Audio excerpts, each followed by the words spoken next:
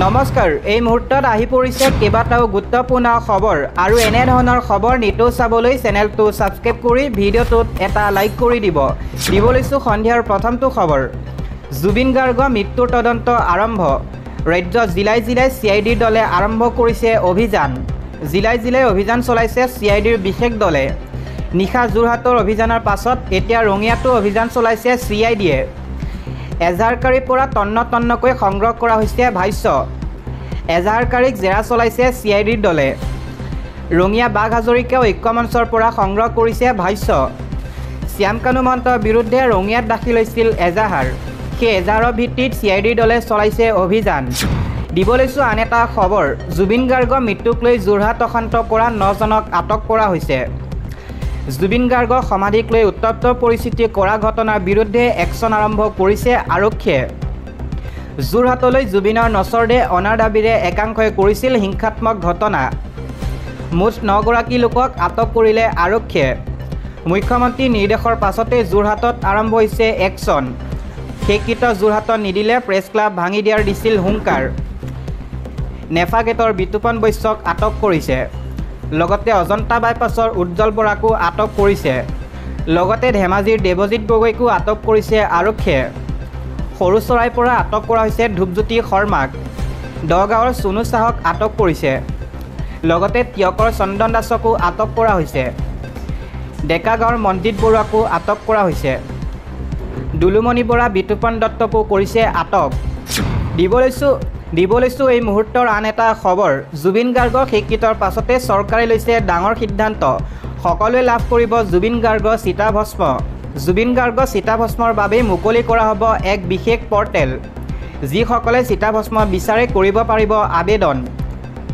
অসমৰ সকলো অনুষ্ঠান প্ৰতিষ্ঠানে লাভ কৰিব জুবিন গাৰ্গৰ চিতাভস্ম অসমৰ সাংস্কৃতিক বিভাগক দিয়া হৈছে এই দায়িত্ব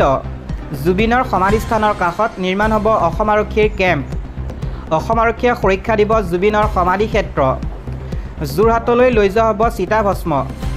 লগতে যোৰহাটলৈ লৈ যোৱা হ'ব জুবিন গাৰ্গৰ চিতাভস্ম জুবিনৰ 13দিনীয়া মাংগলিক কাৰ্যসূচী হ'ব যোৰহাটত দিবলৈছো আন এটা খবৰ ৰাজ্যৰ দোকান পোহাৰ খুলিবলৈ নিৰ্দেশনা প্ৰেৰণ কৰিছে মুখ্যমন্ত্ৰীয়ে 2 বজাৰ পৰা দোকান বন্ধ কৰিব খুজিলে হ'ব বিপদ দিনৰ 2 বজাৰ পৰা দোকান বন্ধ কৰিব খুজিলে হ'ব বিপদ ৰাজ্য চৰকাৰে প্ৰেৰণ কৰিছে কঠোৰ সকিয়নি ৰাজ্যৰ দোকান পোহাৰ খুলিবলৈ নিৰ্দেশনা প্ৰেৰণ কৰা হৈছে কোনো কাৰণতে কোনোৱে দোকান বন্ধ কৰিবলৈ ভাবুকি দিব নোৱাৰিব উদ্ভণ্ডালি কৰিলে লগালগ গ্ৰেপ্তাৰ কৰা হ'ব 2 বজাৰ পাছত সকলোকে ব্যৱসায় আৰম্ভ কৰিবলৈ আহ্বান দিয়া হৈছে বিগত 2টা দিনত মানুহক অত্যাচাৰ কৰা সকলক গ্ৰেপ্তাৰ কৰা হ'ব সকলোৰে ভিডিঅ'গ্ৰাফি আৰক্ষীৰ হাতত পৰিছে পৰৱৰ্তী অৱস্থাত ব্যৱস্থা গ্ৰহণ কৰা হ'ব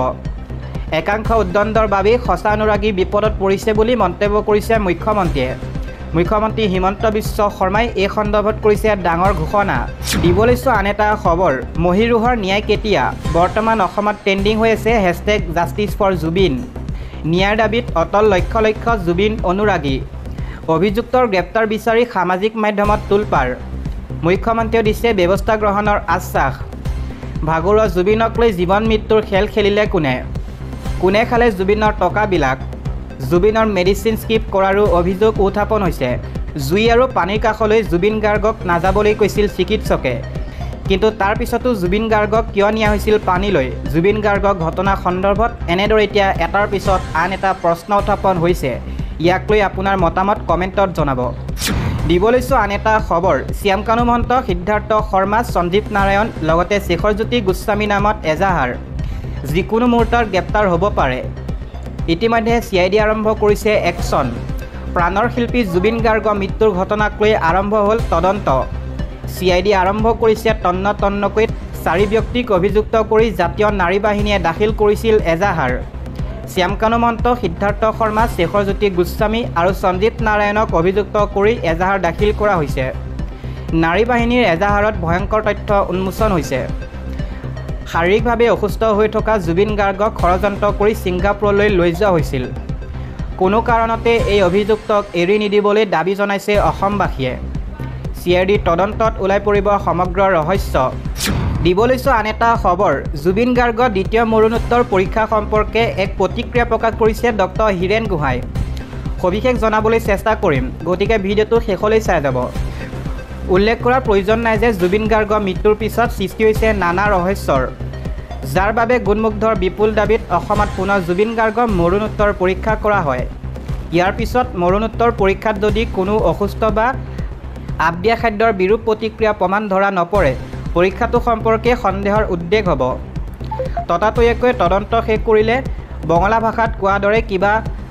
আহুকলীয় কথা ধামাচাপা দিয়া বুলিহে ৰাইজৰ সন্দেহ হ'ব পাৰে। পুনৰ দোহাৰিছোঁ যে তদন্ত নিজেই সন্দেহৰ ঊৰ্ধত থকা উচিত হ'ব। এচাম দুষ্ট চক্ৰই হীৰেন গোহাঁইক লৈ কিছু অপপ্ৰচাৰ চলোৱা দেখা গৈছে। সামাজিক মাধ্যমত বিয়পি পৰিছে এখন পোষ্টাৰ। হীৰেন গোহাঁইৰ নামত প্ৰচাৰ চলোৱা এই পোষ্টাৰখনত লিখা আছে, জুবিন গাৰ্গ হত্যাকাণ্ডৰ অসমৰ বিজেপি দল জড়িত থকাৰ মোৰ সন্দেহ হয়। বিশ্ববিখ্যাত বুদ্ধিজীৱী হীৰেন গোহাঁই এই মন্তব্য কৰিছে। দিব লৈছোঁ আন এটা খবৰ। হিমন্ত বিশ্ব শৰ্মা বৃহৎ ঘোষণা, অসম চৰকাৰে ব্লেকলিষ্ট কৰিলে শ্যামকানু মহন্ত। জুবিন গাৰ্গৰ মৃত্যুক লৈ নতুন ৰহস্য পোহৰলৈ আহিছে বিভিন্ন মাধ্যমৰে। প্ৰশ্ন হয় যে শিল্পীগৰাকীৰ মৃত্যুৰ কাৰণ ঢাকিবলৈ এই ৰহস্যৰ অৱতাৰণা কৰা হৈছে নেকি? শেহতীয়াকৈ নৰ্থ ইষ্ট ফেষ্টিভেলৰ আয়োজক শ্যামকানু মহন্তসহ সঞ্জীৱ নাৰায়ণ, সিদ্ধাৰ্থ শৰ্মাক জগৰীয়া বুলি অভিযোগ উত্থাপন কৰাৰ লগতে অসমৰ বিভিন্ন প্ৰান্তত গোচৰ কৰিছে।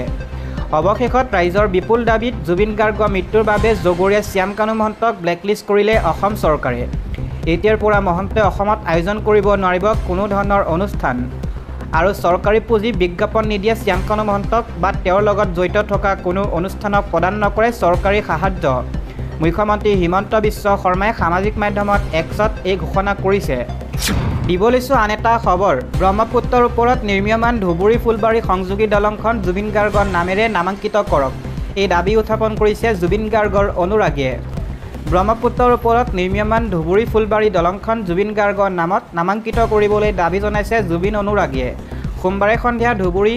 গুৰুটেগ বাহাদুৰ ৰোডৰ সমীপত অনুষ্ঠিত হোৱা শ্ৰদ্ধাঞ্জলি অনুষ্ঠানত স্থানীয় লোকসকলে ধুবুৰী-ফুলবাৰী দলংখন জুবিন গাৰ্গৰ নামত নামাংকিত কৰিবলৈ অসম চৰকাৰ আৰু ৰাষ্ট্ৰীয় ঘাইপথ প্ৰাধিকৰণক আহ্বান জনায়। সমাজকৰ্মী আৰু ৰেজ্জাক খানে আয়োজন কৰা এই অনুষ্ঠানত বিভিন্ন শ্ৰেণীৰ লোকে অংশগ্ৰহণ কৰে। উপস্থিতসকলে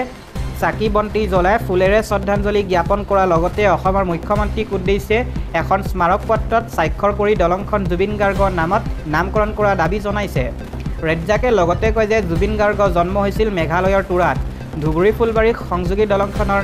তেওঁৰ নামত নামকৰণ কৰিলে তেওঁৰ জন্মভূমি মেঘালয় আৰু গৃহৰাজ্য অসম দুয়োখন ঠাই তেওঁৰ নামেৰে সংযোগ হৈ থাকিব।